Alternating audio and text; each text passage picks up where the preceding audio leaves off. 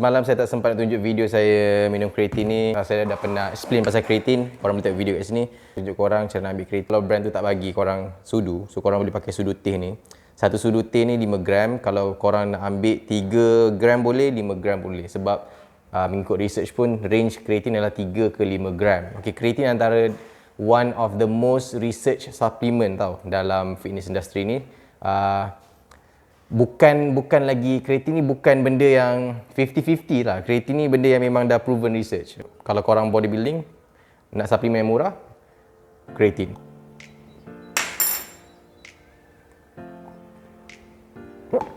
Ni setengah cup jus, korang boleh nak minum dengan protein boleh.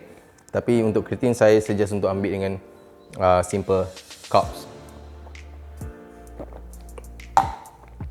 So video kali ni saya rasa saya perlu selitkan juga bab ni sebab saya tengok ramai asyik bertanya dan so why not kita buat video pasal benda ni. Topik ni iaitu pasal SARMS. Dekat SARMS ni baru je orang Malaysia ni dia agak terkejut dengan SARMS 2-3 tahun lepas bila banyak fitness influencers yang marketkan SARMS. Lah diorang ni sebenarnya tak natural dan diorang pun sebelumnya tak pakai SARMS pun.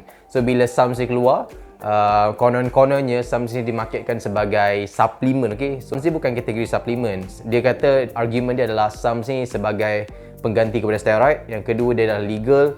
So SARMS tak legal, SARMS legal tapi under tested poison. Dia bukan legal sebagai kegunaan suplemen. SARMS sebenarnya adalah ubat, tapi SARMS yang dalam fitness industry sekarang adalah kebanyakan dibuat oleh manufacturer steroid. So kita tahu manufacturer steroid ni adalah doji. Okay, doji ni maksudnya apa?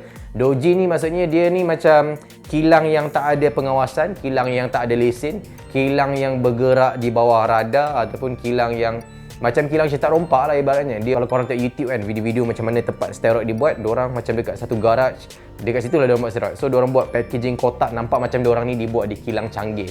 Okay, sebenarnya steroid tak macam tu. Okay, steroid ni adalah benda yang illegal. SARMS pun sama. Saya tengok banyak ada SARMS yang dibuat oleh pembuatan steroid. Jadi brand steroid tu dia buat SARMS juga. Sebab ramai orang terpengaruh ataupun tertipu dengan market yang kata SARMS adalah selamat digunakan. Walhal banyak je systematic review ataupun case study yang menunjukkan SARMS ni bagi serious side effects yang sama juga lebih kurang macam steroid. So, kalau korang nak baca review, nak baca sesuatu benda, jangan baca daripada penjual SARMS. Kena baca review, case study, systematic review lah. Maksudnya ada yang badan buat kajian yang betul-betul legit. Yang bab SARMS saya tak nak panjang lebar. Saya rasa korang semua dalam video ni pun saya harap tak ada menggunakan SARMS lah sebab korang berpotensi untuk kena side effect. So SARMS. Selamat datang ke vlog hari ini. Hari ini day 7 kalau tak salah, hari ke-7 vlog. Dan saya sekarang tengah warm up before buat hari ni deadlift dengan juga legs lah. So kaki, kenapa saya jarang upload video kaki? Salah satunya sebab saya rasa saya punya rutin kaki ni tak adalah macam best sangat. Tapi untuk hari ni saya just upload. Mungkin korang boleh dapat idea sikit apa yang korang boleh buat untuk kaki korang. Selain tu saya punya kaki ni ada condition iaitu dipanggil sebagai flat foot. Maksudnya kita punya kaki tu pronated. Pronated ni korang boleh tengok gambar ni saya letak. Saya nak korang cuba check kaki korang, okey? Cuba check kaki korang. Korang ada tak condition kaki macam ni? Sebab apa? Kalau korang perasan, korang buat squat ke apa, korang akan rasa sakit kat lutut. Lepas tu dia akan tarik korang punya lower back. So bila korang dalam condition macam ni, korang nak make sure yang korang kurangkan bebanan, okay, untuk train kaki tu sebab takut dia letak pressure pada lutut dan juga pada lower back korang. Macam dulu saya, sebelum saya tahu, saya perasan kaki saya ni pronated. Saya masa tu memang gila jugalah kalau kaki squat memang berat sampai satu tu 3 plate pernah macam tu juga. Dan makin lama saya perasan kaki saya sebelah kiri makin sakit, lutut makin terasa sampai pernah satu moment tu juga. Time semayang pun kita rasa nak bangun daripada antara dua sujud tu memang rasa sakit. So cuba korang check adakah korang ada condition kaki sakit lah. Okay, so hari ni kita akan buat warm up ni semua. So saya sebenarnya tak buat proper warm up lagi sebab tengah record dengan korang ni. Dan kita akan buat dengan sikit pull up. Okay, lepas tu kita buat deadlift dan kaki. So kaki disebabkan saya tak boleh heavy sangat buat kaki. So saya pecahkan kaki sekarang, saya try untuk dapat buat 3 kali seminggu. Tapi tak pernah intense lah. So saya split saya punya volume tu kepada 3 kali seminggu. Kalau korang normal kaki korang, dan korang tak usahlah ikut cara macam ni, okay? Dan selain tu saya akan share juga dessert, okay? Dessert, protein dessert yang saya rasa sebenarnya simple je. Tapi mungkin korang boleh dapat idea daripada video lepas ni. So, lagi satu, sorry sangat pasal baju Live Alpha, okay? Baju Live Alpha terpaksa tunda sebab family saya ada yang positif COVID. So, saya terpaksa bantu untuk monitor semua dan agak larilah time untuk buat Live Alpha, tapi insyaAllah dalam minggu ni juga, okay? Kalau isteri saya tak libur minggu ni. So, stay tune, enjoy video ni.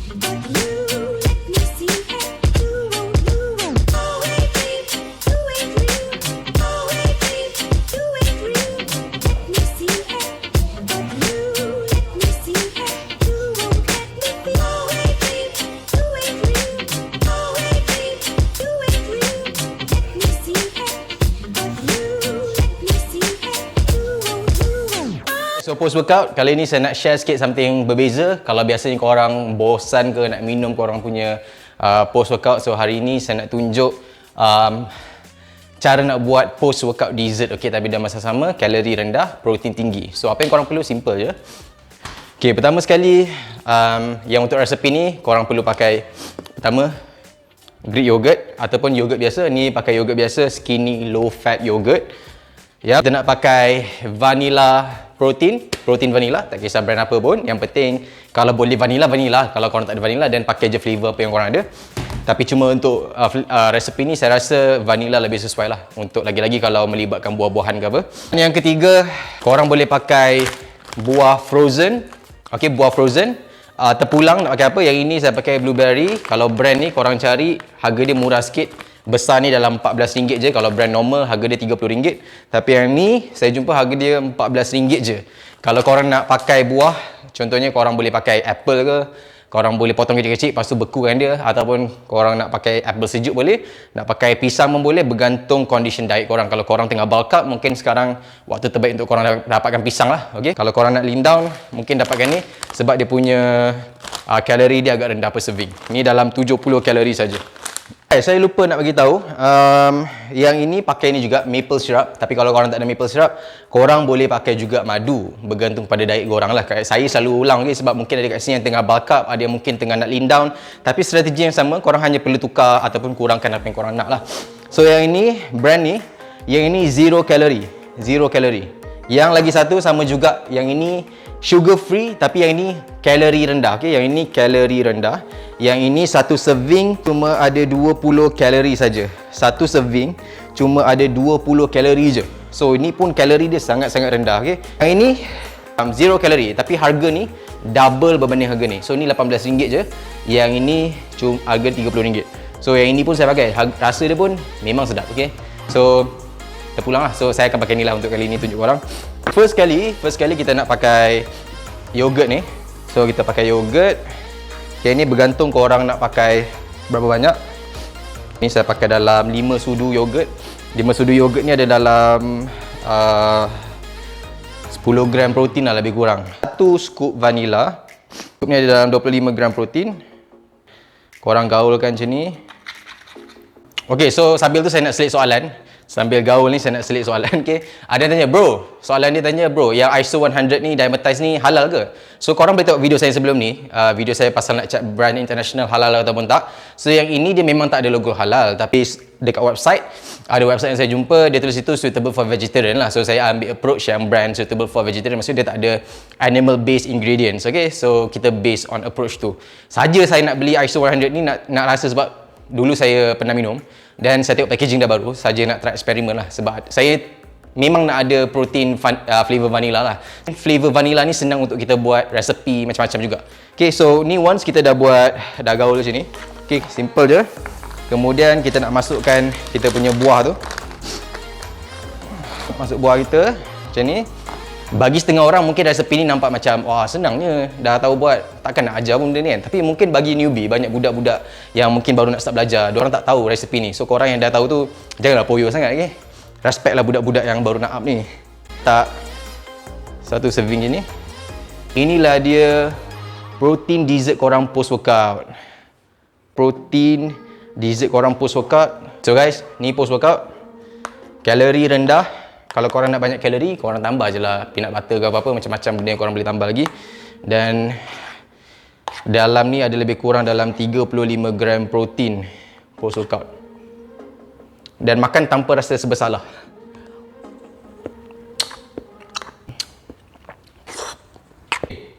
Yang ni saya memang recommend untuk orang yang try untuk diet. Kan, kalau korang macam tiba-tiba rasa nak makan benda manis, instead of korang beli es krim ke apa, korang boleh buat resipi-resipi ni dan korang still on point dalam diet korang dan korang tak rasa macam korang diet pun. Okay, so saya rasa saya suggest korang at least adalah satu benda ni kat rumah. Sambil tu, last dalam klip ni saya nak jawab soalan brother ni. Dia tanya, bro, apa beza grass fat whey protein, grass fat pure whey, something like that. Yang penting grass fat lah berbanding dengan whey protein yang biasa. Okay, grass fat ni, lembu grass fat ni, maksudnya lembu tu dia bagi makan rumput lah. So benefit dia adalah pada susu tu. Pada susu tu dari segi fat content ni, based on saya baca, dari segi fat content. Tapi masalahnya bila kita jadikan dia whey, maksudnya susu tu difilter, okay, difilter dan dikeluarkan fat. Sebab tu korang perasan beza whey protein dengan susu biasa korang minum adalah perbezaan dari segi protein dan juga fat. Itu beza ketara dia lah. Maksudnya protein, whey protein, fat dia lagi rendah, memang rendah gila sebab difilter. Fat tu dia tapis lemak tu. Yang kedua adalah protein content dia lebih tinggi sebab dia dah concentratekan protein tu. Okay, sebab susu tu dari filter, nak tinggalkan protein dan juga buang fat dia. Jadi bila based on yang saya baca, kalau kita beli grass fat sekalipun, sebab grass fat ni adalah benefit dia pada fat content, jadi fat tu dah di remove. Jadi korang tak dapat betul-betul pure benefit daripada grass fat lembu tu lah. Sebenarnya ni adalah lebih kepada gimmick marketing untuk buat protein tu nampak wow.